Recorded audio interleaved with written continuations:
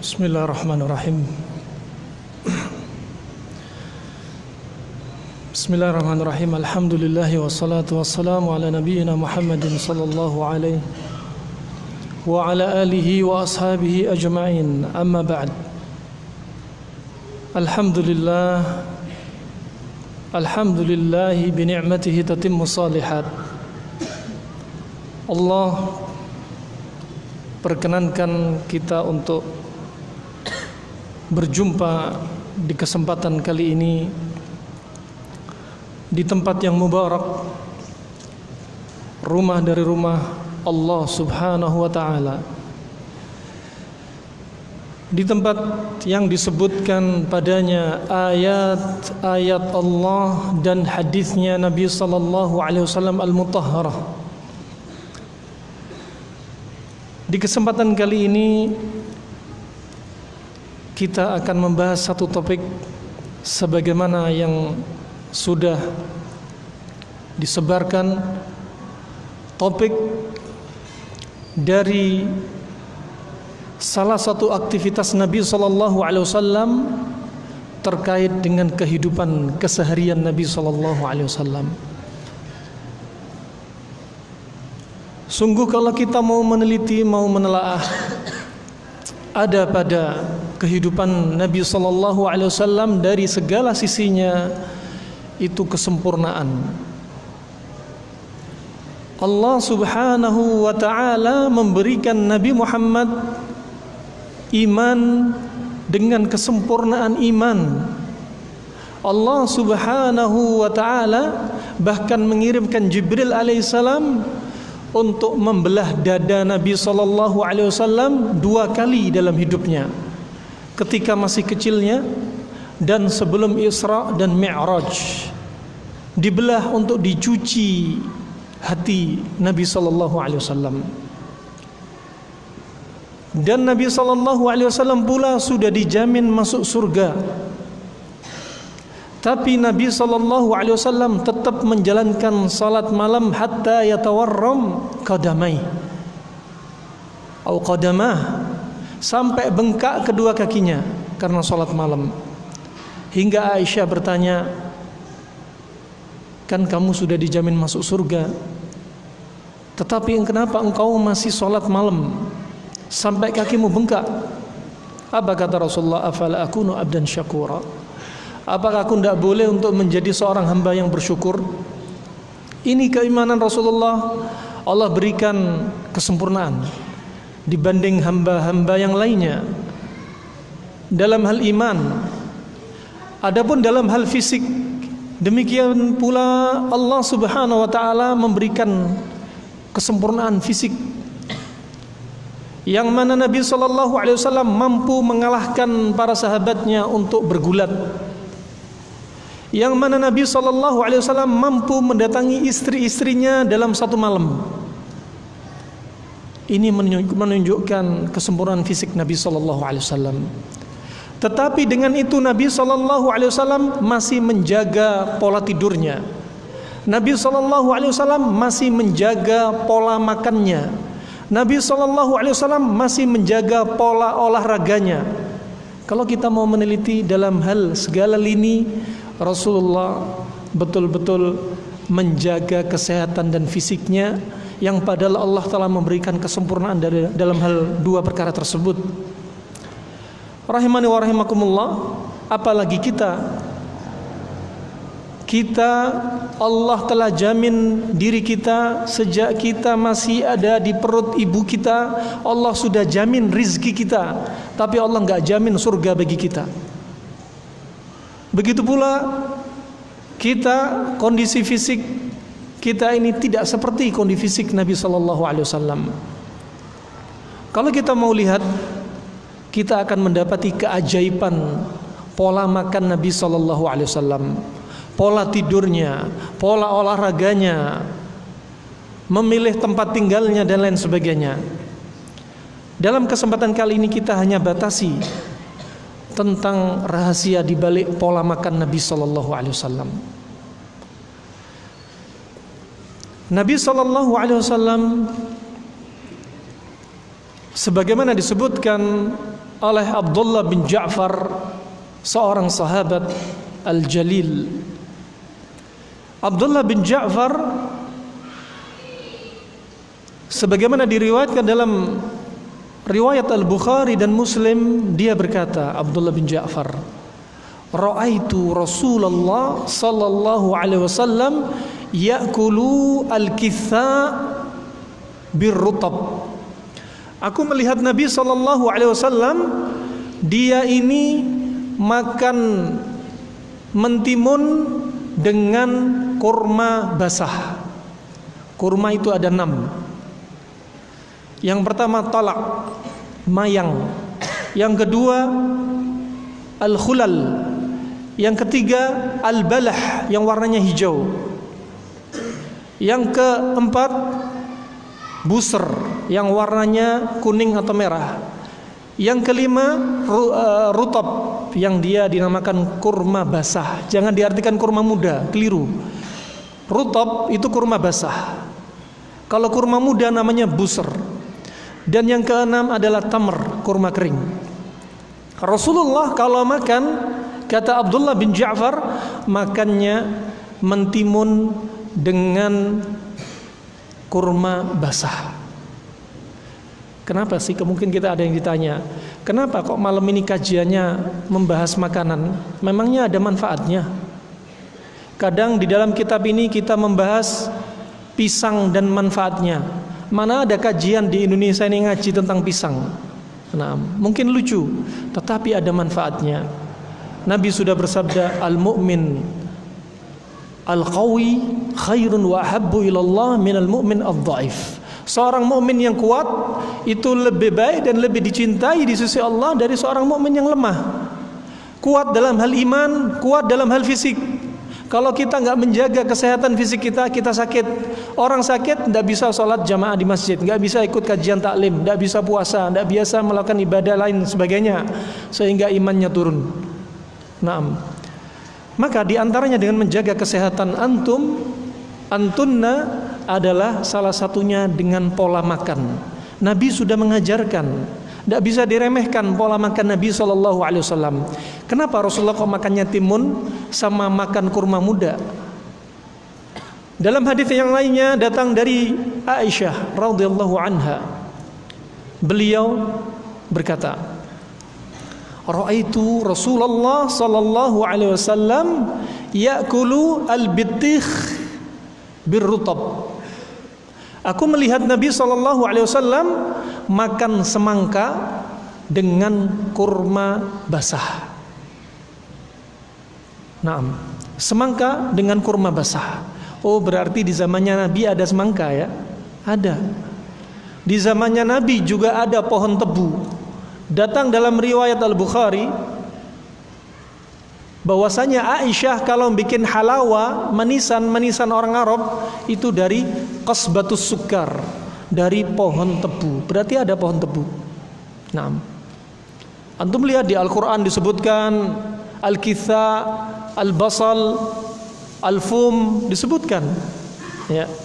Apa-apa yang disebutkan di dalam Al-Quran biasanya Allah sebutkan di situ pasti ada manfaatnya. Allah kalau bersumpah dengan sesuatu, pasti Allah bersumpah dengan sesuatu yang mempunyai manfaat yang agung, ciptaannya yang sangat agung. Tidak mungkin Allah bersumpah dengan sesuatu yang hina. Allah bersumpah wal asr. Di antara tafsirnya Allah bersumpah dengan sebaik-baik masa, yaitu masanya Nabi Muhammad SAW. Wattini wazaitun, buah tin dan zaitun punya sekian banyak manfaat. Kali ini Rasulullah menyebutkan, Aisyah menyebutkan, para sahabat menyebutkan, kenapa Rasulullah makannya semangka sama kurma muda atau kurma basah atau kurma kering sama. Kemudian kenapa Rasulullah makan timun dengan kurma basah? Hadis yang disebutkan Aisyah radhiyallahu anha diriwayatkan oleh Imam Abu Daud, dan Imam Abu Daud menyebutkan Kitabul At'imah, kitab tentang makanan, bab fil jama' bainal launaini fil akl. Subhanallah. Dari bab ini menunjukkan bahwasanya Imam Abu Daud tahu rahasia pola makan Nabi sallallahu alaihi wasallam. Bab tentang mengkombinasi, mengumpulkan dua jenis warna atau sifat dari makanan. Dari sini mungkin belum bisa dicerna materi ini. Kedua, Imam At-Tirmidzi mengatakan Kitabul At'imah, kitab tentang makanan, bab al-jama' bainal kitha' birrutab, bab al-jama' bainal bitikh birrutab, bab mengkombinasi semangka dengan kurma basah. Apa? Seorang ulama tidak akan menjadikan suatu bab kecuali dia tahu fikih dari hadis ini. Apa fikih dari hadis ini?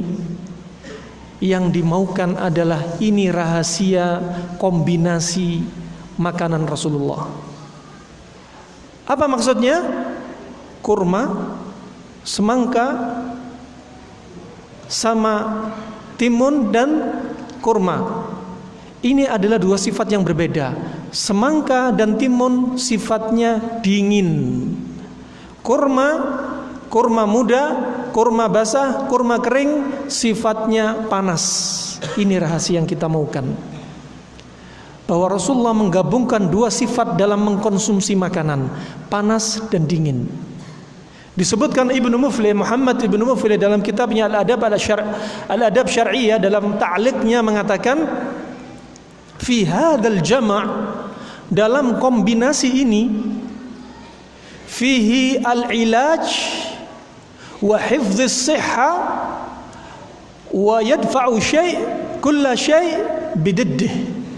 Ya, kata beliau, di dalam pola makan ini menggabungkan pola makanan panas dan dingin, itu adalah untuk menyembuhkan penyakit dan untuk mencegah penyakit, menjaga kesehatan. Dengan cara kalau makan satu jenis makanan harus dilawankan dengan jenis yang lainnya. Kalau ada makanan sifatnya panas, harus digandengkan makanan yang sifatnya dingin. Subhanallah. Berarti antum kalau makan biasakan menggabungkan dua sifat. Ya. Apa rahasianya? Sebagaimana dikatakan Ibnu Muflih dalam Al-Adab Asy-Syar'iyyah, rahasianya dengan menggabungkan dua sifat, selalu menggabungkan dua sifat dalam makanan, manfaatnya adalah untuk menstabilkan hormon dan enzim dalam tubuh kita,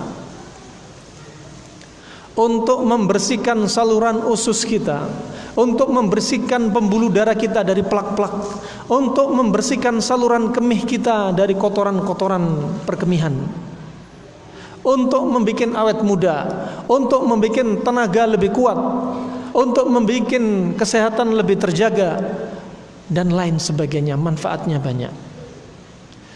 Ibnul Qayyim menukilkan dari seorang dokter Arab, Al-Harith bin Kaldah. Dia mengatakan, wa kanatil ma'idatu ra'sud da' wal imtina' wal himyatu ra'sud dawa. Perut itu adalah sarangnya penyakit. 80% penyebabnya penyakit adalah makanan. Dari penyakit kulit panuan, kalau wanita keputihan, sampai penyakit kanker, itu karena makanan. Subhanallah. Sudah dibahas oleh dokter Arab pada zaman dahulu, 700 Hijriah dan sebelumnya. Kemudian dari pola makan ini bukan hanya menjaga kesehatan, bahkan untuk menyembuhkan penyakit. Juga lanjut Ibnu Qayyim mengatakan, amharul atibba alladzina yu'alijuna al-marad bit-ta'am. Dokter yang paling mahir adalah dokter yang mengobati penyakit dengan makanan dan minuman. Kita ambil contoh. Anggap ada seorang wanita kena kanker payudara. Kita pernah dapati seorang wanita kena kanker payudara di salah satu rumah sakit. Payudara ini harus dilakukan istisal, diamputasi. Pertama, dia kehilangan kecantikan dia, estetikanya dia hilang. Setelah dioperasi 2 minggu kemudian, dokternya datang kepada pasien wanita ini mengatakan, maaf Bu, ternyata masih ada sel kanker yang menjalar di lengan ibu. Jadi bagaimana dok? Lengannya harus diamputasi, hilang lengannya. Syukur kalau masih di lengan. Kalau menjalarnya di leher, apa yang akan dipotong? Nah, maka obat yang paling bagus, ini kata dokter Arab, obat yang paling bagus adalah mengobati penyakit dengan makanan. Dengan pola makan ini ternyata bisa mengobati kanker. Subhanallah. Ada seorang dokter dari Amerika kena kanker rahim stadium 4. Dia menjalankan teori yang berpasangan antara panas dan dingin ini. Kalau teori zaman sekarang yang hampir mirip-mirip teori asam dan basa, dokter ini dalam waktu 2 bulan kankernya sembuh total hanya dengan pola makan. Tidak harus amputasi, tidak harus minum obat kimia sitostatika, tidak harus kemoterapi, tidak harus mengeluarkan duit, tidak harus mengalami luka-luka. Sangat banyak keuntungannya. Coba kalau antum perhatikan, antum kebanyakan orang Arab. Kalau antum pernah tinggal di Arab, apalagi ke nenek moyang antum yang ada di Yaman, orang Yaman kalau berobat tidak susah-susah, karena makanan mereka juga makanan masih alami, sehingga obatnya tidak neko-neko. Zaman sekarang antum makan makanan instan, serba kimia, sehingga obatnya antum harus memvariasi banyak makanan, banyak obat untuk menetralkan makanan yang terlalu banyak variasi. Di Arab ada kasus yang namanya irkun nasa.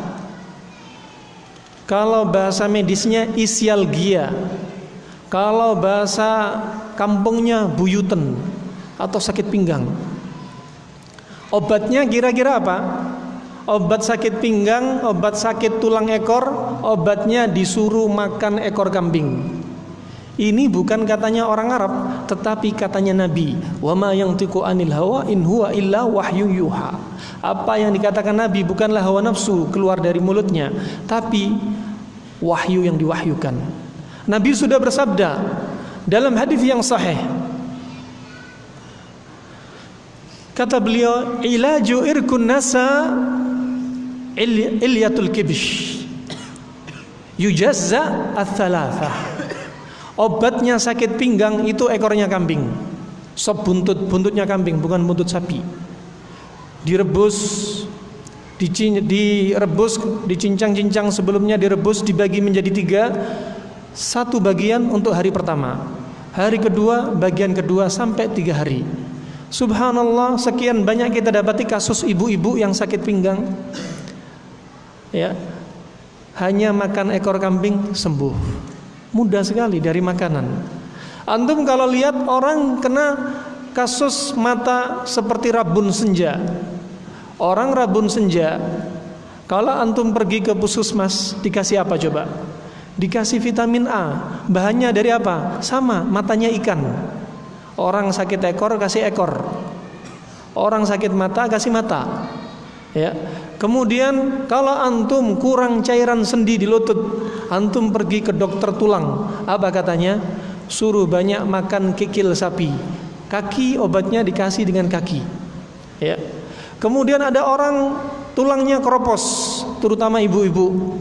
Ibu-ibu kalau banyak anak, kalsiumnya dikonsumsi atau diambil si janin. Oleh karena itu kalau hamil, usahakan gizi ibu diperhatikan dari kalsiumnya. Kalau tulang keropos, diapain? Disuruh makan tulang. Bukan Nabi yang nyuruh, tapi ini pengobatan Arab juga. Makan tulang, bukan tulang ikan, bukan tulang sapi, tapi tulang rawannya ikan hiu. Masya Allah. Nah, kalau antum sakit anemia, kurang darah, disuruh makan darah, bukan darah sapi, bukan darah manusia. Darah diharamkan kecuali 2 jenis darah, gumpalan darah, yaitu liver, hati, dan limpa. Ini yang dihalalkan. Liver tempat produksinya darah, oleh karena itu kita disuruh makan liver kalau anemia. Kalau orang impotensi, makan tangkur buaya misalkan, atau makan pelirnya kambing. Kalau di Arab, di Yaman, makan kemaluannya penyu, ya. Kemaluannya penyu tidak bisa dimakan, harus pakai gerinda dulu karena keras seperti batu karang. Nah, dan harganya sangat mahal. Kita bicara dari khilaf, karena khilaf para ulama masalah kemaluan hewan untuk mengobati kasus ini halal atau haram, khilaf. Kita bicara dari ilmu pengobatan Arab. Rahimani wa rahimakumullah. Kembali lagi, pengobatan Arab sangat mudah. Kita hanya membatasi pola makan Nabi antara panas dan dingin. Allah sudah berfirman dalam surat Yasin ayat 36. Ayat 36. Siapa yang ngacung? Surat Yasin ayat 36. Al-Huffaz. Siapa yang ngacung? Kuis tidak berhadiah. Yasin ayat 36. Ya. Ahsan. Subhanalladzi khalaqal azwaja kullaha mimma tumbitul ardu wa min anfusihim wa mimma la ya'lamun. Maha suci Allah yang menjadikan segala sesuatu berpasang-pasangan. Di sini Allah menciptakan jin berpasang-pasangan. Jin pria, ada jin wanita. Ya. Kemudian manusia juga demikian, berpasang-pasangan. Makanya kalau ada LGBT, ini keluar dari kaidah ayat, keluar fitrahnya. Terong makan terong, tidak boleh. Nah, haram. Ini tidak berpasang-pasangan. Nah, kalau ada orang poligami dicela. Kalau ada orang pakai cadar dicela. Ada orang pakai jenggot dicela. Ketika ada LGBT diresmikan. Nah, rahimani wa rahimakumullah, Allah menciptakan manusia juga berpasang-pasangan. Allah menciptakan hewan berpasang-pasangan. Hewan saja tidak ada LGBT. Ya. Kalau ada manusia mendatangi hewan, kata Ibnul Qayyim, hewan ini hukumnya harus dibunuh. Karena hewan ini bisa ketularan penyakitnya manusia. Akhirnya apa? Sapi pejantan akan mendatangi sapi pejantan. Gara-gara manusia ketularan. Hewannya tidak berbuat demikian, tapi karena ketularan manusia harus dibunuh hewannya. Nah, disebutkan oleh seorang dokter dari RSCM, ternyata korban-korban LGBT setelah diteliti, akramakumullah, permisi, dubur-dubur mereka didapati bakteri-bakteri yang mana bakteri ini sama dengan bakteri yang ada di dubur sapi, dubur kuda, dubur anjing. Berarti orang-orang LGBT mendatangi hewan juga sebelum mendatangi manusia. Nah, kemudian Allah juga menciptakan tumbuh-tumbuhan berpasang-pasangan. Pohon kurma tidak akan dia berbuah illa ba'dal likah, kecuali setelah dia disirami dengan serbuk pejantan kurma. Begitu pula di sini disebutkan Nabi, cara makan juga berpasang-pasangan. Kalau kita makan makanan yang sifatnya panas, sandingkan, gabungkan dengan makanan yang sifatnya dingin. Kalau Anda makan bakso berarti disandingkan apa? Minum apa? Es kelapa. Salah. Nah, maksudnya panas dan dingin bukan rasanya yang panas, tapi sifatnya yang panas. Sifatnya yang panas. Ya. Sifatnya semangka dan timun dingin, sifatnya melon dingin, sifatnya pepaya dingin, sifatnya kurma itu panas. Anda kalau makan sama, kalau makan lauk pauk, ya, kebanyakan lauk pauk hewani itu sifatnya apa? Panas. Dan nasi sifatnya apa? Apa? Panas. Berarti antum tidak boleh makan apa? Nasi kebuli sama kambing. Nah, kecuali kalau diundang ya kepepet kesempatan. Nah, berarti nasi kebuli sama kambing tidak boleh. Ya, ayam sate sama nasi tidak boleh, panas ketemu panas. Ana tidak bilang makruh, tidak bilang haram. Ya, artinya kalau pengen sempurna, jalankan caranya Nabi. Nabi kalau makan roti, rotinya bukan dari tepung terigu, tepung beras, tapi dari tepung gandum. Antum kalau makan tepung terigu, tepung beras, ya, akan tersimpan di usus selama 3 hari baru keluar. Kalau antum setiap hari makan roti, numpuk di usus antum. Tepung tadi akan membentuk plak-plak di usus. Ini yang menyebabkan penyakit. Tapi kalau antum makan tepung gandum, sehari saja dicerna di usus, keluar dari usus, dan dia juga menurunkan kolesterol. Tepung gandum sifatnya panas. Rasulullah kalau makan roti tepung gandum dicampur sama cuka. Cuka condong ke sifat dingin. Subhanallah, rahasia lagi. Ya, rahasia pola makan Nabi. Berarti Allah juga menciptakan berpasang-pasangan. Kalau makan panas, cari pasangannya dingin. Baik. Berikutnya, Rasulullah dari cara ini pengobatannya sama sebagaimana orang yang kena demam. Orang yang demam, apa kata Rasulullah? Fa'abriduhu bilma. Dinginkan demam itu dengan air. Air dingin, demam itu panas. Ini rahasia. Ya. Kemudian juga demikian, kalau Anda punya penyakit yang sifatnya panas, darah tinggi, contohnya adalah sifatnya panas. Dan panas itu letaknya di jantung. Jantung disifati seperti api. Kalau Anda punya sifat panas, dikasih herbal yang sifatnya panas, herbalnya jahe, jahe itu panas, dikasih kambing, kambing itu panas, berarti panas ketemu panas, darah tingginya semakin naik. Api yang ada di jantung semakin berkobar. Berarti apa? Cari pasangannya sifat dari penyakit. Kalau Anda darah tinggi, cari makanan yang sifatnya dingin. Timun, semangka, mau di jus silahkan, tapi jangan dikasih gula, jangan dikasih es. Ya, cari yang sifatnya dingin. Baik. Berikutnya, kalau Anda punya penyakit dingin, misalkan darah rendah, misalkan anemia, misalkan kurang gula, hipoglikemia, kemudian Anda mengkonsumsi herbal atau makan makanan yang bersifat dingin, yang mana sifat dingin ini diserupai dengan air, yang air itu sama dengan organ pada ginjal. Kalau Anda minum dingin-dingin, yang dingin itu seperti semangka dan timun misalnya, apa yang terjadi? Anda akan semakin kencing terus. Sehingga apa? Api yang ada di jantung yang sudah redup, sudah apinya kecil, masih digoyor dengan air sehingga apinya mati, sehingga jantungnya tidak berdetak. Nah, ini contoh prinsip. Jadi pola makan Nabi itu bukan obat alternatif, tapi obat utama. Tibun Nabawi, pengobatan Nabi bukanlah pengobatan alternatif, salah. Tapi dia pengobatan utama, eksklusif, intensif, bukan alternatif. Demikian rahimani wa rahimakumullah jami'an. Dari pola makan ini, menggabungkan dua sifat ini, itu sudah bisa mengobati penyakit. Sisa, sekarang kita harus tahu jadwal tubuh kita. Jadwal tubuh kita,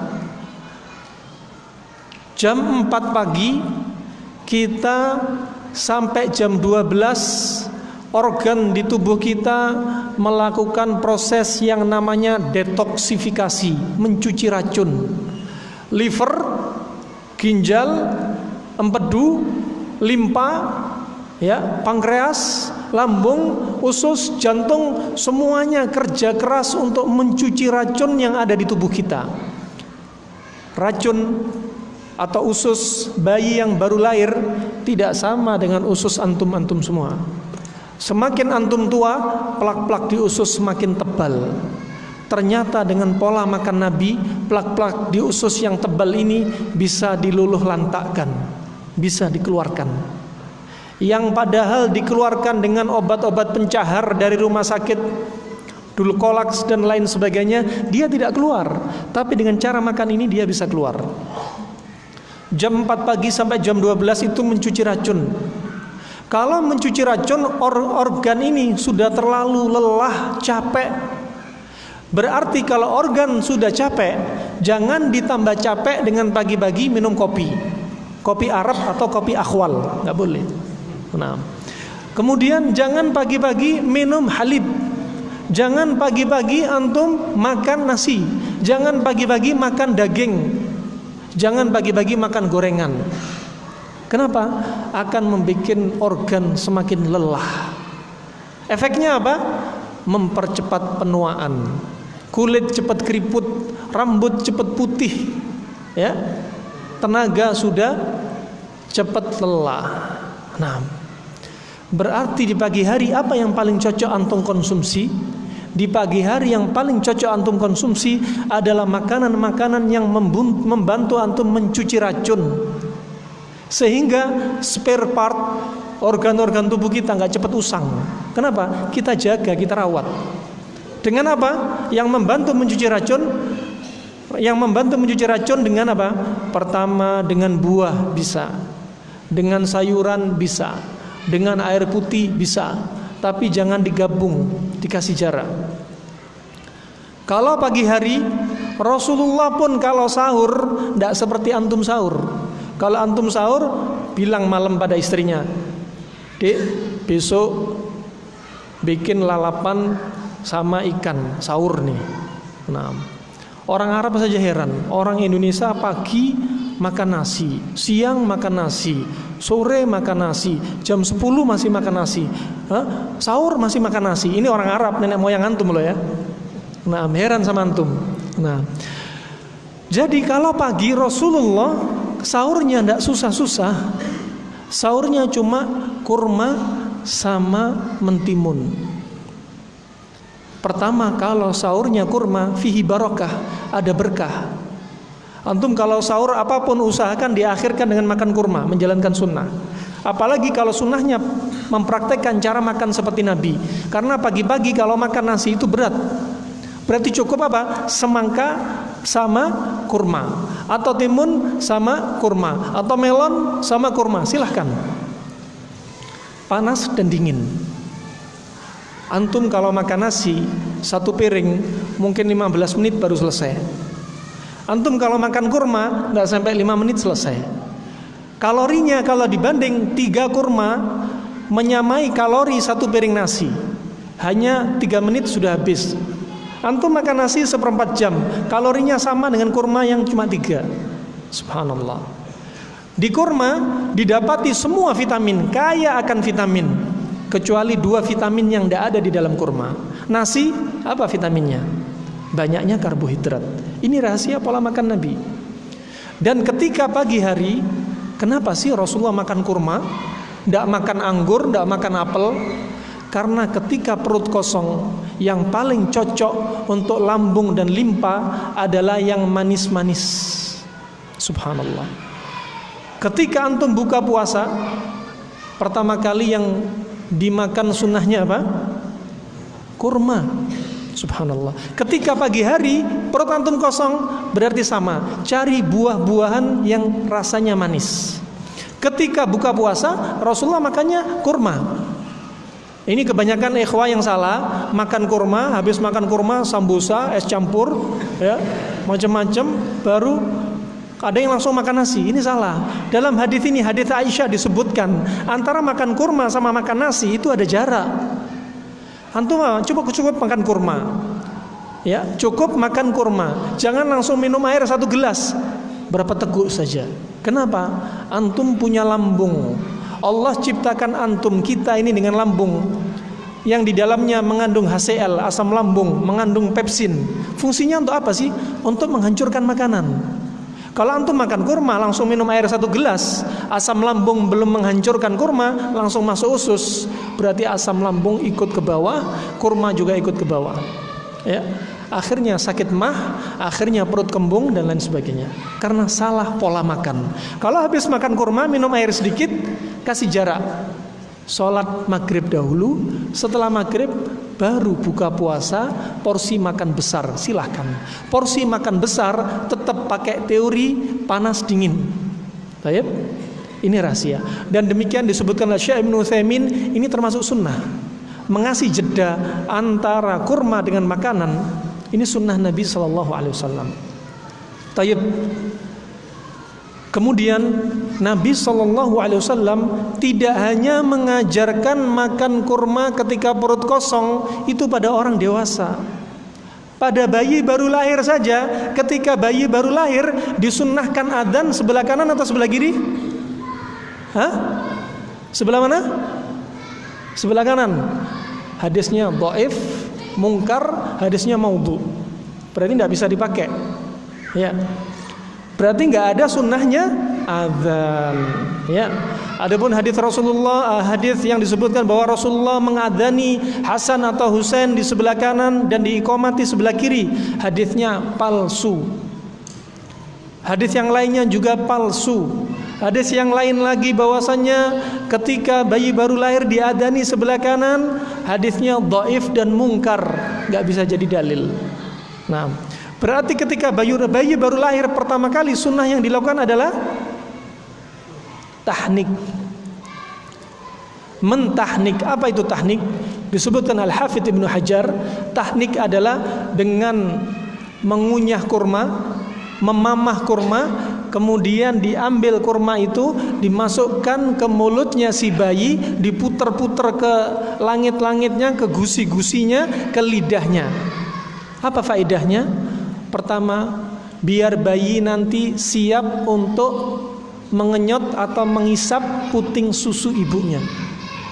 Kedua, ketika perut bayi belum masuk apa-apa, sebelum minum susu dikasih rasa manisnya kurma.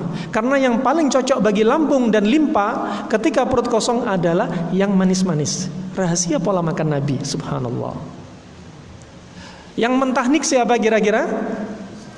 Saya kasih pilihan. Ada Pak Yai, alim ulama, ustadz, imam masjid, muadzin, bapak ibunya, pak dokternya. Jawabannya siapa? Jawabannya orang soleh. Kalau jawabannya orang soleh, bisa-bisa antum terjerumus dalam kesyirikan. Apa? Ngalap berkah kepada orang soleh. Nah, loh, dalilnya ada. Pendapat akhuna ini ada dalilnya. Ada kok ketika Abu Musa al-Asy'ari. Siapa namanya Abu Musa al-Asy'ari? Abdullah bin Qais alaik nur. Nah, Abdullah bin Qais. Abdullah bin Qais ketika punya bayi, ya, bayi ini langsung dibawa kepada Rasulullah. Nah, Rasulullah kan orang yang paling berilmu, orang yang paling beriman. Ini kan dalilnya. Nah, ini kan dalilnya. Ya. Kemudian dikasih nama oleh Rasulullah pada hari pertama itu dengan nama Ibrahim. Juga boleh mengasih nama pada hari ketujuh, jadi tidak mengapa, sama-sama ada sunnahnya. Kemudian Rasulullah meludahinya. Kemudian Rasulullah memamah kurma, kemudian dimasukkan ke mulutnya Ibrahim, anaknya Abu Musa. Ya. Ludahnya Rasulullah fihi barakah. Ludahnya antum, ludah kita fihi bakteria. Nah, bukan barakah, bakteria. Nah, dan ini keberkahan itu pada ludahnya Rasulullah, ya. Adapun kita, kalau kita mau kepada Pak Yai, mau mentahnik anak kita, kalau yang dimaukan adalah ngalap berkah dari Pak Yai, ini terjatuh dalam kesyirikan. Nah, maka ini syariat agama begitu mudah, ya. Coba kalau istrinya lagi lahir di rumah sakit, operasi, jam 1 malam, telepon semua Pak Yainya, orang alim ulama soleh ditelepon semua, suruh datang kamar operasi. Susahnya agama, ya. Tapi yang benar siapa? Cukup bapak ibunya. Di mama baca bismillah, jangan lupa diputer-puter. Ya. Kata Syekh Ibnu Utsaimin, kalau bayi sudah terlanjur menyusu pada puting susu ibunya, sudah menyusu, tidak ada lagi sunnahnya tahnik. Karena tahnik itu sebelum susu masuk. Hikmahnya apa? Karena manis-manis ini untuk merangsang lambung dan limpa. Subhanallah, rahasia pola makan Nabi lagi. Nah, rahasia pola makan Nabi. Rahimani wa rahimakumullah jami'an. Demikian, ketika pagi hari antum paling bagus makan buah, terutama yang manis. Walaupun antum sakit mah, makan buah yang manis. Nanti buah ini hanya dicerna 10 menit. Setelah itu antum lapar lagi. Oleh karena itu Rasulullah menjadikan sunnahnya makan buah kurma. Kenapa? Karena kurma hanya dicerna 10 menit di liver, kemudian diproses menjadi kalori, kekuatan, sehingga kekuatan kita kembali lagi. Setelah berjam-jam kita lapar, langsung kekuatan kita kembali. Makan kurma. Coba kalau antum makan daging mahmus, ya, makan daging mahmus ketika buka, Kapan kira-kira kalori akan kembali? Akan diwujudkan kalori oleh liver 4 jam kemudian. Berarti habis makan mahmus, antum sholat maghrib masih lemes, tenaga belum balik. 4 jam kemudian baru balik. Tapi kalau makan kurma, antum langsung dalam hitungan 10 menit sudah kembali tenaga antum. Adzan? Waktu adzan. Baik, kita lanjutkan setelah adzan insyaallah. Fadhil.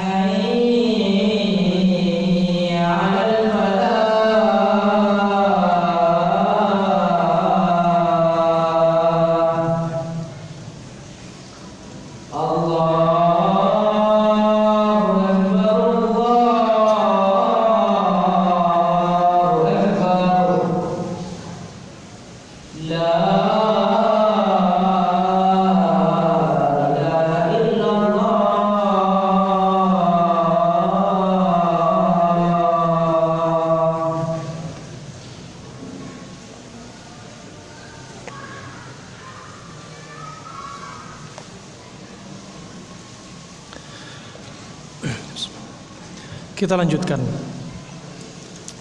Kembali lagi bahwasannya Nabi bersabda tatkala menyebutkan dua sifat makanan ini, Nabi berkata, yadfa'u harra hadza burdu hadza. Sifat panas ini untuk menangkal dinginnya ini. Ini katanya Rasulullah. Sifat panas itu dilawan dengan dingin, dingin dilawan dengan panas, lembab dilawan dengan kering, kering dilawan dengan lembab. Ini adalah teori. Apa rahasianya?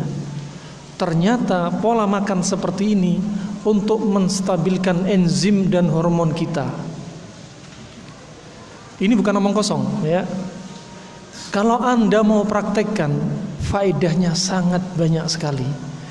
Di antaranya melenturkan pembuluh darah, mencegah proses penuaan, untuk menaikkan stamina pasangan, untuk mengobati panu keputihan, untuk mengobati kanker, untuk mengobati kencing manis, kolesterol, asam urat, dan lain sebagainya. Bahkan untuk mengobati penyakit atau kasus mandul. Kenapa mandul? Orang mandul karena gangguan hormon. Seperti pada kasus wanita, kenapa wanita mandul? Karena ada hormon yang tidak normal seperti FSH, follicle stimulating hormone meningkat sehingga sel-sel ovum ini mati sehingga dia tidak bisa hamil. Sebaliknya laki-laki juga demikian, hormonnya kacau. Kenapa kacau? Karena testosteronnya tidak bekerja dengan baik. Tidak ada sel mani satupun yang dihasilkan. Padahal kalau menurut ilmu kedokteran, dengan izin Allah, seorang laki-laki baru bisa punya anak kalau jumlah spermanya minimalnya 20.000 minimal. Ini satu pun tidak punya, fakir sperma, ya. Dan cara ini ternyata bisa diobati dengan pola makan seperti ini. Kenapa? Karena kembalinya kepada hormon. Orang yang gendut, orang yang gemuk, ya, rata-rata pola makannya salah. Kenapa gemuk? Karena hormonnya kacau. Karena menggabungkan makanan yang salah. Terlalu banyak menggabungkan makanan yang panas ketemu panas sehingga badannya gemuk. Dulu Rasulullah SAW menikahi ibunda Aisyah radhiyallahu anha, ummahatul mukminin, yang masih kecil. Yang Aisyah badannya itu kurus. Sampai kata seorang ustadz, Aisyah dulu itu traveler loh. Nah, Aisyah itu kurus loh. Ciri-cirinya wanita yang solehah itu tidak lebih dari 55 kilo. Nah, ini Aisyah memang kurus, ya. Aisyah kurus. Dan orang Arab itu paling suka wanita yang badannya berisi, bukan wanita yang kurus. Nahif, hatid, raqiq, rasyiqah, kalau katanya orang Arab. Gini, kurus. Orang Arab tidak suka yang kurus-kurus. Kalau orang Arab, orang Hadramut bilang kurus itu gini. Nah, atau kadang gini. Nah, ini memang kebiasaan orang Arab dari dulu sampai sekarang. Mereka lebih suka wanita yang berisi. Sehingga ibunya Aisyah radhiyallahu anha membikinkan adonan khaltah, campur madu, campur ini, campur khaltah macam-macam, ya. Ternyata Aisyah tidak gemuk-gemuk. Ya, mau resep lain lagi, Aisyah tidak gemuk-gemuk. Kemudian berjalan beberapa lama, ibunya Aisyah ini bertemu dengan Aisyah, badannya sudah mulai gemuk, tapi gemuknya ideal, ya, sudah berisi, ya. Berarti Aisyah ini sudah bukan 55 kilo lagi. Nah, berarti dibantah dengan hadis ini pula, dengan kisah ini. Terus tanya ibunya, apa resep kamu kok badan kamu sudah mulai berisi? Kata Aisyah apa? Aku makan sebagaimana Rasulullah makan. Makan apa? Kurma sama mentimun saja. Bisa bikin badannya Aisyah, ummahatul mukminin, bisa gemuk. Yang tadinya kurus. Aisyah ketika baru nikah, lomba dengan Rasulullah, lomba lari.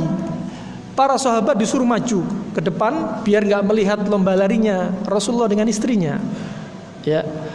Siapa kira-kira yang menang? Aisyah radhiyallahu anha. Ketika badannya sudah mulai berisi, Rasulullah ngejak lomba lagi bersama Aisyah. Kali ini Aisyah kalah. Berarti ustadz yang mengatakan ciri-ciri wanita yang soleha tidak lebih dari 55 kilo, ini salah. Terbantah dengan kisah ini sendiri. Terbantah dengan kisahnya Aisyah sendiri. Kalau cirinya wanita soleha tidak lebih dari 55 kilo, banyak wanita yang dicerai nanti. Nah, jadi rahimani wa rahimakumullah, ternyata Aisyah dengan makan apa? Kurma dengan mentimun, badannya langsung naik. Ya. Cara makan ini bukan hanya untuk orang yang kurus biar gemuk ideal, bukan. Tapi orang yang gemuk turun ke berat badan ideal. Kok bisa? Karena apa? Menstabilkan hormon. Kalau hormonnya itu kurang, dia dinaikkan. Kalau hormonnya berlebihan, dia diturunkan. Ini kelebihan pola makan Nabi SAW. Ya, bisa ngobati hipertensi, bisa ngobati hipotensi. Dua-duanya bisa diobati. Bisa ngobati orang gemuk, bisa ngobati orang kurus. Kenapa saya tertarik membahas kitab ini? Karena sejak tahun 2013 saya sudah praktekkan teori ini. Dulu berat badan ana 85 kilo, pipi tembem kayak apel, ya. Perut sudah menggumuk. Kalau sudah tidur, perut sudah kelihatan. Ini tidur tidak pakai bantal, perut sudah kelihatan ke atas. Istri yang mengeluh berat badan terlalu berat. Akhirnya, ya, waktu itu anak punya sakit mah 10 tahun, punya rematik, asam urat. Biasa kalau saya makan nasi kebuli mesti di sampingnya ada Pepsi, minimal 1 hari Pepsi 1,5 liter. Di kulkas semua minuman instan semua. Setelah pakai teori ini semua saya tinggalkan. Saya hanya berniat menurunkan berat badan. Kalau sampai saya sukses, saya berazam mau nulis risalah pakai bahasa Arab dan risalah pakai bahasa Indonesia kita sebarkan. Kemudian mulai coba saya beli timbangan digital biar ada angkanya akurat. Ketika saya gunakan teori ini, kalau pagi tadi makan buah, kemudian jam 12 sampai jam 8 malam tubuh sudah siap mencerna makanan berat dari lauk-lauk hewani. Tapi makanya kalau saya makan kambing, campurannya adalah sayur salad. Ya, sayur salad. Kalau saya makan nasi, lauknya berarti sayur pecel tempe tahu. Ada pecel di sana, kita bikin sendiri bisa. Ya, tempe tahu ada yang bikin. Di Arab ada tempe tahu. Nah, kemudian ya, kalau makan siang silahkan mau nasi sama sayuran tempe tahu sama pecel. Kalau malam mau hewan misalkan sate kambing cukup sama sayur. Malam bisa dipindah siang, siang bisa dipindah malam. Tapi ingat kalau makan malam jangan di atas jam 8 malam. Kalau makan malam sebelum jam 8 malam. Karena jam 8 malam sampai jam 4 subuh waktunya pencernaan, menyelesaikan pencernaan yang sebelumnya dan waktunya istirahat. Kalau Anda makan malam di atas jam 8 malam, makanan antum tidak dicerna. Apa yang terjadi? Timbul pembusukan di usus, perut kembung, ya. Kemudian badan demam, bangun dari tidur malas, terasa berat. Karena apa? Salah mencerna makanan, tidak tahu jadwalnya, tidak tahu menggabungkannya. Ketika kita mulai praktek teori ini, yang permisi ketika biasanya saya buang air besar, akramakumullah, itu selama dari kuliah atau dari SMA sepekan hanya sekali. Setelah pakai teori ini sehari 3 kali sampai 5 kali. Ternyata hari pertama sampai hari kelima betul-betul usus itu dicuci. Yang keluar bukan sembarangan, yang keluar akramakumullah, a'azzakumullah, permisi, warnanya hitam pekat. Dan ternyata setelah kita tanya, apa ini hitam pekat? Itu adalah plak-plak di usus yang luluh lantak. Setelah itu dalam hitungan 1 pekan, perut yang tadinya menggumuk ketika tidur sudah tenggelam, tidak kelihatan perutnya. Nah, hanya 1 pekan. Berat badan kita lihat, kita hitung ternyata turunnya 8,2 kilo. Kita tanya ahli gizi, ternyata nggak ada orang berat badannya turun lebih dari 2 kilo dalam 1 pekan. Is'alil mujarrib wala tas'alit tabib. Tanya orang yang sudah mencoba, jangan tanya dokter. Kadang dokter belum mencoba. Nah, kemudian teman-teman kita orang-orang Hadramaut, di antaranya ada teman kita berat badannya 135 kilo. Dalam waktu 1 bulan turun 35 kilo. Dan ini bukanlah diet. Diet itu tersiksa. Antum tidak boleh makan kambing, tidak boleh makan ini, susah. Hidup sekali di dunia dibikin susah. Tapi kalau cara makan ini, antum boleh makan kambing. Antum darah tinggi, boleh makan kambing. Tapi pasangannya jelas sayuran yang dingin-dingin. Nah, ini bukan diet, nggak sama dengan diet. Karena waktunya sudah habis, kita cukupkan sampai di sini. Kita jawab pertanyaan dulu ya, atau cukup? Pertanyaan dulu. Kita jawab pertanyaan aja, ya. Semoga kita dipertemukan di lain kesempatan lagi untuk membahas kelanjutan dari pola-pola kehidupan Nabi SAW. Dan subhanallah setelah cara makan tadi ya, sakit mah yang tadi 10 tahun, saya sudah berobat pakai obat kimia yang paling top, berobat pakai herbal yang paling top, tidak manfaat. Ternyata sembuh dengan pola makan Nabi SAW. Assalamualaikum warahmatullahi wabarakatuh. Waalaikumsalam warahmatullahi wabarakatuh. Ustadz, kebetulan saya sakit batuk, apa obatnya Ustadz? Syukron. batuk, paru-paru itu kembalinya sama kepada usus. Pola makannya diatur, ya, pola makannya diatur. Dijauhi makan makanan yang merangsang batuk, seperti pedas, kecut, seperti makanan-makanan yang buah-buahan yang belum matang di pohonnya. Begitu pula jauhi goreng-gorengan. Antum kalau goreng-goreng jangan pakai minyak kelapa sawit. Minyak kelapa sawit kalau digoreng 3 kali dia berubah unsurnya menjadi unsur karsinogenik, bikin kanker. Antum kalau masak pakai minyak kelapa. Minyak kelapa dia bisa digoreng sampai 6 kali. Ya, lebih selamat, dia juga mengurangi kolesterol. Kemudian jangan biasakan minum es, jangan biasakan minum minuman kaleng, minuman instan. Ya, salah satu teman kita dokter spesialis anak, dia melihat, memeriksa ada anak umur 12 tahun kenapa?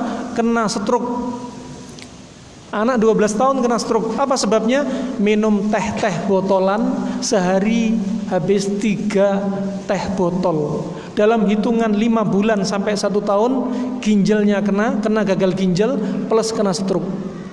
Ya. Ada yang sebagian lainnya minum jus-jus yang sasetan, dikasih es, ya, dalam hitungan berapa lama gagal ginjal. Ada yang bisa makan ciki-ciki, ya. Istri kita tatkala mendapati pasien, istri saya mendapati pasien, anak umur 9 tahun kena kanker laring, kanker tenggorokan. Setelah ditanya, apakah anak ibu makan ciki-ciki? Saya kebetulan jualan ciki-ciki, sehari dia makan 5 ciki-ciki. Subhanallah, hati-hati ayo ikhwah. Ya, antum kalau kasih uang saku untuk membelikan makanan sehat. Kalau perlu anak dikasih saku, kalau makan di rumah, makannya apa? Kasih makan buah. Kalau kasih bontotan, ya, cari Tupperware diisi apa? Buah apel cincang-cincang. Ini nak makannya daripada beli permen ngerusak gigi, ya, dan lain sebagainya. Banyak sekali mudaratnya. Kalau ada koperasi di sini diperhatikan, koperasi jangan sampai menjual makanan-makanan instan, betul-betul bahaya. Kita belum tahu makar-makarnya orang-orang non-muslim, membuat makanan-makanan untuk orang muslim, memang mau bunuh kaum muslim. Nah, kemudian pula anak bayi yang masih kecil jangan biasakan diberikan susu powder, ya. Merek Koko yang lainnya jangan diberikan. Kasih susu ibu selama 2 tahun, ya. Yang lain tidak boleh nyusu, hanya anaknya saja. Nah, jadi intensif selama 1 tahun anaknya nyusu, jangan diganggu. Dilanjutkan sampai 2 tahun sempurna. Antum lihat kalau ada anak minum susu instan, antum bisa lihat mereka yang minum susu instan rata-rata badannya kayak Michelin, ya, gemuk. Tapi sering antum bawa ke rumah sakit ke dokter anak. Kenapa? Ternyata kekebalan tubuhnya turun, sering sakit, sering mencret, sering pilek. Siapa yang salah? Bapak ibunya yang salah. Ya, biasakan semua makan alami. Jangan kasih permen anak-anak. Belikan kurma aja, kurma muda, kurma kering, kurma basah, jadi gantinya permennya, ya. Kasih kismis untuk menambah daya ingat, daya hafalan, daya konsentrasi daripada belikan permen. Kembali ke natural, sehat, ya. Ibu-ibu juga gitu. Ibu-ibu sering banyak kena kanker rahim. Siapa yang salah? Ibu-ibu sendiri. Kenapa? Permisi, karena pakai pembalut yang di pasaran. Antum pernah dapati kisah para sahabat, riwayat para sahabat, tabi'in, tabi'ut tabi'in dari kalangan wanita kena kanker rahim? Hampir nggak kita dapati. Dan tidak ada riwayatnya, dan memang nggak didapati. Kenapa? Nggak ada pembalut zaman dahulu pada waktu itu. Mereka hanya pakai kain-kain selendang zaman mereka. Kalau habis itu dicuci, jemur, pakai lagi. Ya. Kalau sekarang sudah ada produk dari kain, namanya men's pad untuk ibu-ibu. Ya. Ini untuk batuk yang paling bagus nanti cari teh rosella, ya, bunga rosella, paling cepat sekali. Kemudian makanan dijaga. Assalamualaikum Ustadz, makanan apa yang menurut antum bisa membuat badan menjadi berisi? Sudah kita sebutkan. Makanan yang sifatnya panas dingin. Kalau buah, pagi makan buah panas dingin. Semangka sama kurma. Kalau siang panas dingin, nasi sama sayur pecel tempe tahu, ya. Yang berikutnya kalau malam mau makan daging kambing, silakan. Daging kambing cari pasangannya sayur mayur, ya. Kemudian Ustadz, makanan atau minuman apa saja yang dapat meningkatkan hormon? Sama jawabannya tadi, meningkatkan hormon, ya. Yang kurang ditingkatkan, yang kelebihan dikurangi. Bagaimana cara diet dengan pola makan yang sehat? Sudah, ini cara diet barusan. Ini bukan diet, pola makan. Kalau diet menyiksa. Ya. Kemudian bagaimana kalau nggak punya buah kurma, apakah bisa diganti dengan yang lainnya? Bisa, makan buah saja enggak apa-apa kalau pagi hari. Mau makan apa? Makan misalkan pepaya. Orang kalau punya kolesterol tinggi, makan pepaya sepertiga biji, dikasih bijinya pepaya setengah sendok, di jus rame-rame, itu untuk menurunkan kolesterol. Ya, makan pepaya aja enggak apa-apa ketika pagi. Ya, ya. Buah-buahan, ternyata enzim yang ada di buah-buahan dengan enzim amilase dan lase-lase lainnya di mulut kita, ternyata kalau digabungkan menghasilkan antioksidan, anti kanker yang sangat kuat. Subhanallah. Ya. Kemudian bagaimana kalau nggak ada kurma, tadi cukup buah nggak apa-apa ketika pagi hari, tapi kalau siang panas dingin. Ya, Rasulullah ketika awal suka minum air nabit di pagi hari, air rendaman kurma yang direndam sejak malam. Assalamualaikum Ustaz, Afanana mau nanya, Ustaz, apakah HIV penyakit atau adab dari Allah Ta'ala, dan apakah ada obatnya? Bisa jadi adab, bisa jadi ujian. Bisa jadi penyakit itu tertular tanpa dia nggak berbuat maksiat. Bisa jadi karena apa? Kesalahan, dan itu cobaan bagi dia. Ya, cobaan bagi dia. Misalkan tukang cukur rambut, kadang rambut dan cukurnya, siletnya bekas orang kena HIV, bisa nular kalau ngelukai orang setelahnya. Padahal bukan orang yang dicukur adalah orang alim. Ya, nah ini juga kita mengambil sebab. Ambil sebab apa? Bawa rumah, bawa silet sendiri ke tukang cukur. Ini aku siletnya sendiri. Kalau nggak mau siletnya, tolong ganti yang baru. Ya, kita mengambil sebab. Tawakal itu harus ngambil sebab. Jangan bilang antum udah tawakal aja bismillah, nggak pakai cukur mereka nggak apa-apa. Nah, ambil sebab, karena syaratnya tawakal ada 3. Yang pertama apa? Ittikhad bil asbab. Yang pertama apa? I'timad Allah, bersandar diri kepada Allah. Kalau antum sakit, jangan bersandar diri kepada dokter, jangan bersandar diri kepada obat, tapi bersandar diri kepada Allah. Kemudian al-iman bi asma'i wa sifatih, beriman dengan nama dan sifat Allah. Kita tahu Allah Ar-Rahman Ar-Rahim, ya. Dan sifat-sifat Allah yang lainnya. Semakin tahu kita sifat Allah, kita semakin yakin bahwasanya Allah Syafi. Allah Maha menyembuhkan, Allah bisa menyembuhkan penyakit. Ya. Kemudian pula mengambil sebab, ittikhad bil asbab. Kalau orang bilang tawakal tapi nggak mengambil sebab, namanya bukan tawakal, namanya tawakul. Ya, tawakul adalah orang yang meninggalkan sebab.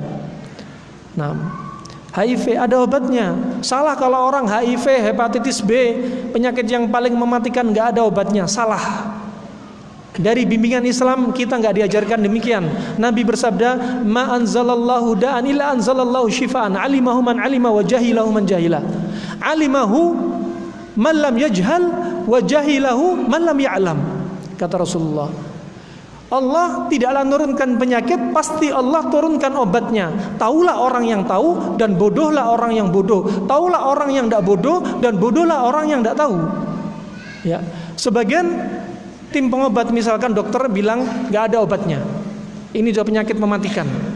Tapi ternyata di sana ada terapis. Ternyata menemukan obat untuk melawan HIV misalkan. Ya. Intinya HIV menyerang kekebalan tubuh. Berarti obatnya apa? Cari herbal atau makanan yang meningkatkan kekebalan tubuh, bukan dengan makan kelenjarnya tokek, haram. Nah. Kemudian assalamualaikum, obat sakit amandel dan mah. Obat sakit amandel sama. Amandel kenapa bengkak? Karena pola makannya yang salah. Makan goreng-gorengan, makan manis-manisan, minum es dan lain sebagainya, ya, sehingga bengkak. Kenapa bengkak? Karena kelenjar itu sebagai apa? Mekanisme pertahanan tubuh, dia melawan. Sama kalau antum sering menghirup sesuatu, antum sering bersin. Karena di sini ada polip. Polip ini membengkak untuk apa? Untuk melawan, mengeluarkan kuman-kuman, debu-debu. Begitu pula kalau amandel, karena antum makannya salah sehingga dia bengkak, karena dia melawan bakteri yang antum telan. Ya, yang salah bukan amandelnya, yang salah antum. Ya, cara makannya apa? Perbaiki pola makannya. Perbaiki pola makannya. Amandel, polip sekali-kali jangan dioperasi. cari makan makanan yang ngempeskan polip dan amandel seperti sarang semut, ya, dan lain sebagainya. Cukup sampai di sini. Alafu minkum alal italah, afwan sudah molor, ya. Dan semoga materi ini bermanfaat untuk saya pribadi, untuk antum semua, untuk Islam wal muslimin. Jika ada benarnya dari Allah semata, jika ada salahnya dari diri saya dan dari syaitan, waqani Allahu min syarri syaitan. Semoga Allah lindungi saya dari kejelekan syaitan yang mengganggu saya. Wabillahi taufiq wal hidayah. Subhanakallahumma wa bihamdika asyhadu an la ilaha illa anta astaghfiruka wa atubu ilaik. Wassalamualaikum warahmatullahi wabarakatuh.